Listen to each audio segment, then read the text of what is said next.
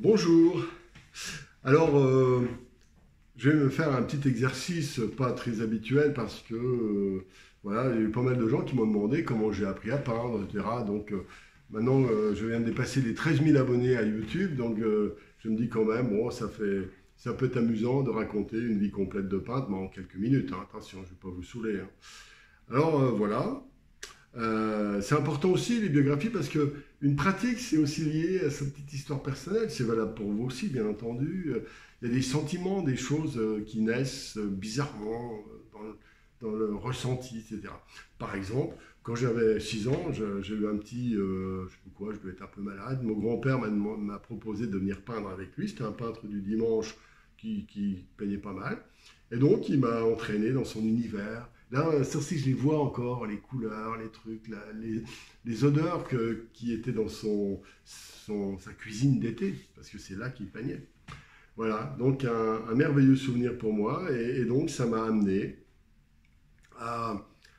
comment dire, ça m'a marqué définitivement, et puis ça m'a tenu jusqu'à maintenant. Voilà, j'ai fait que ça toute ma vie, comme je dis souvent, 6 heures par jour, 6 jours par semaine. Et depuis l'âge de 20 ans, avant je peignais un peu moins, j'étais évidemment entre 6 et 20 ans, je peignais peut-être 7-8 heures par semaine, c'était déjà pas mal d'ailleurs. Voilà. Et puis à 20 ans, bah, j'ai eu un petit peu de succès, puis alors qu'est-ce qui se passe? Bah, j'avais envie d'imiter, moi j'étais à moitié exalté, enthousiaste, comme toute la jeunesse, puis je me suis bien amusé, je me suis intéressé à plein de trucs, à la philosophie, etc. C'est important aussi de s'intéresser à des dimensions un peu philosophiques mystérieuses, qui nous font sortir de notre routine, en fait, du rêve des autres. Il faut apprendre à avoir son rêve personnel. Donc, la philosophie, les textes, la littérature, tout y passe, le travail des autres, Dali, Picasso, machin, truc, l'histoire de l'art. Et bien voilà, et de fil en aiguille, j'ai essayé plein de trucs, des trucs nuls, des trucs ratés. J'étais un peu dingue, j'ai fait une exposition en 1978, j'avais 24 ans, j'avais retourné les tableaux. Voilà. Bon, c'était de la provoque. C'était un peu nul, mais bon, voilà. Mais avant, je faisais des trucs aussi, puis j'en ai refait après, des natures mortes, parce que j'avais envie de gagner quand même un petit peu de sous. Alors, oui, il y a toujours un mélange entre comment gagner un peu d'argent, comment faire des trucs, comment peindre de manière automatique, etc. Mais en tout cas, un truc important, c'est que la première fois que j'ai vendu un tableau, ça faisait déjà au moins 15 ans que je peignais. Je cherchais même pas, ça me venait même pas à l'esprit de vendre des tableaux. Ça m'a venu quand j'ai commencé à être adulte, tout simplement. Après, alors il y a eu les galeries, hein, j'ai eu une galerie à Nantes, j'en ai eu un peu partout. Ça marchait pas mal. Et puis je faisais mes expos personnels au Palais des Congrès.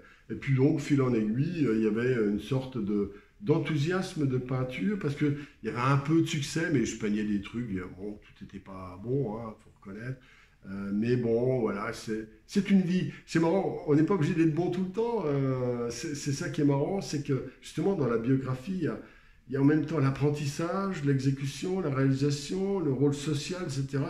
Bref, c'était compliqué parce que quand on a besoin de vivre de la peinture, quand vous faites une expo et que vous avez payé des affiches, des trucs, des machins, des vernissages et puis que vous devez gagner des sous, ça ne vous met pas dans un contexte très favorable. Donc, c'est un des terribles pièges de la peinture. C'est pour ça que les gens qui n'ont pas besoin de vendre leurs tableaux, surtout ne les vendez pas. C'est pas le plus beau jour de votre vie parce que vous vendez un tableau. Moi, j'en ai vendu 2000, 300, je crois. Mais franchement, c'est pas le fait de vendre qui est important, c'est le fait de les faire, n'est-ce pas? Voilà. Donc, pour moi, la peinture est avant tout une manière d'interroger le monde, le sens, et le mettre en image à ma manière, des fois maladroitement même. Mais même quand c'est maladroit, vous apprenez beaucoup de choses, parce que vous voyez votre maladresse. Vous voyez? Et dans le succès aussi. Donc, quelque part, la peinture est une formidable interface qui vous permet de sans arrêt d'être en miroir avec vous-même et d'avancer, peut-être sur le plan technique, bien sûr, sur le plan toutes les choses tellement demandées, mais aussi, j'ai envie de dire, sur le plan spirituel.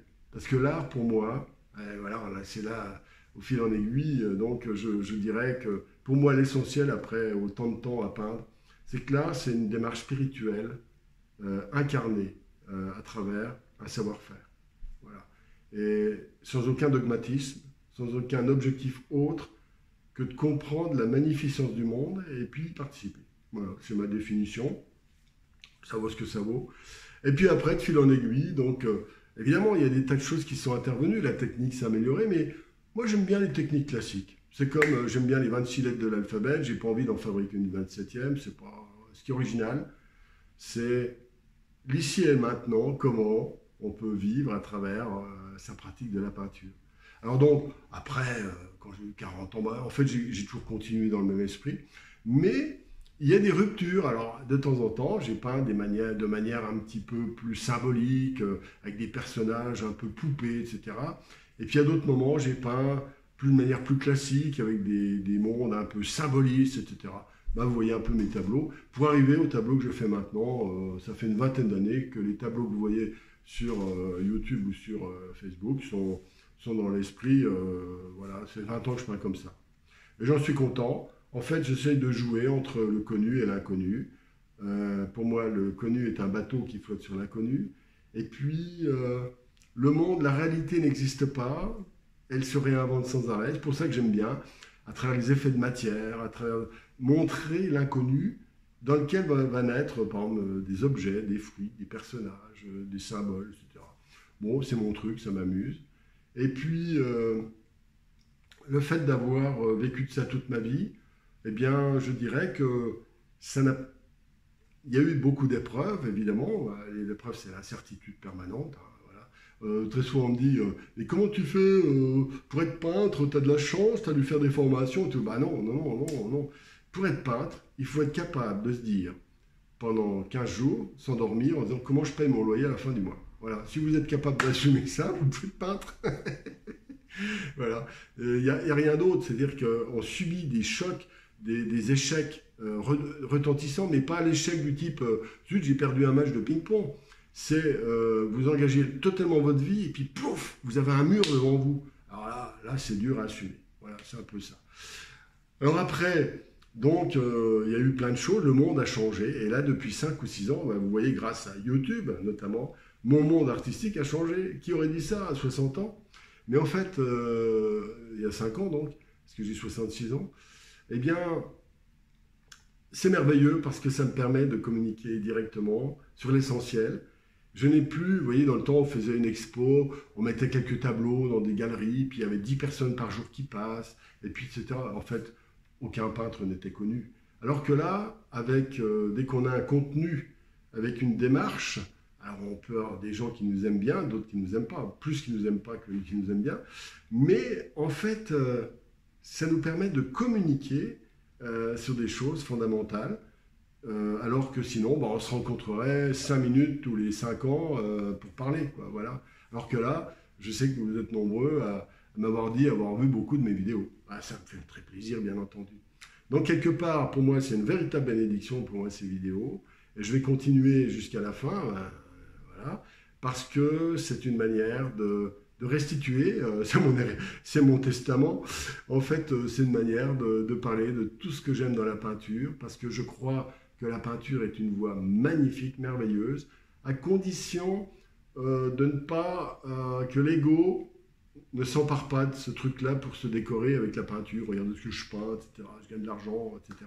Non, la peinture en elle-même est un mystère nourrissant pour l'esprit, et pour, pas seulement celui qui peint, mais celui des autres. Et c'est ce partage naturel qui m'intéresse. Peu importe le succès, pas le succès. Voilà, bon, mensonge, j'en ai un petit peu, mais j'en avais pas tant que ça avant. Mais on s'en fout, on s'en fout. Ce qui compte, c'est d'avancer, de devenir profondément humain, avoir vraiment conscience de l'esprit. Voilà, c'est un petit peu la synthèse de tout ça. Alors maintenant, moi je vais continuer à peindre, mais contrairement à avant, je ferai moins de tableaux, mais des tableaux parfaitement finis. Évidemment, ils étaient déjà pas mal finis, mais surtout méditer, réfléchir profondément. Si vous voulez, je suis plus adepte de Vermeer qui a fait, on lui connaît 25 tableaux, un truc, je ne sais plus, 22, 25, je ne sais plus, plutôt que des gens qui en ont fait des milliers comme Picasso par exemple. Ça ne m'intéresse pas. Ce que je trouve intéressant, c'est l'approfondissement, la justesse. Et puis, je pense aussi que la pratique artistique, c'est aussi une discipline dans le sens où c'est tellement une chance qu'il faut s'en montrer digne. Et la dignité passe par le développement maximum d'un savoir-faire. Voilà, tout simplement. Et puis, que vous soyez débutant ou expérimenté, on va dire, comme moi, eh bien, c'est pas important. Ce qui compte, c'est de pratiquer. La pratique elle-même apporte autant de joie à quelqu'un qui commence que quelqu'un qui finit, comme moi. Voilà. C'est ça qui est amusant. Voilà. Et ben, je dis Alléluia, on est tous dans un magnifique bateau et tout va bien. Pratiquez la peinture. Et voilà, j'ai mal résumé tout ce que j'ai fait. Moi, oui, j'ai aussi au truc, j'ai fait des peintures murales géantes pour des hôtels. J'ai fait des mosaïques géantes de 100 mètres carrés, des trucs. J'ai fait plein de trucs, des lithographies, des machins, la vie d'artiste, les rencontres. J'ai eu des fois des gros succès, d'énormes échecs, voilà, puis c'est tout. Et puis on s'en fout, hein, d'accord? Allez, à bientôt.